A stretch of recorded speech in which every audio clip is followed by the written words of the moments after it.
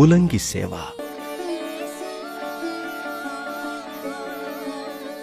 వివిధాలు, విచిత్రాలు, సుగంధాలు, రమణీయాలైన పుష్పమాలలతో శ్రీవారికి వస్త్ర రూపంగా, ఉత్తరీయ రూపంగా, ఆభరణ రూపంగా, కిరీట రూపంగా, శంఖచక్ర రూపంగా శ్రీవారి తిరుమేనును అంతటా పుష్పమయంగా అందంగా అలంకరిస్తారు. ఇప్పుడు శ్రీ స్వామివారు పూల అంగీ తొడిగినట్లుగా ఉంటారు. కోటి రెట్ల సౌందర్యంతో సాక్షాత్తు మన్మథాకారునిగా దర్శనమిస్తారు మనకు.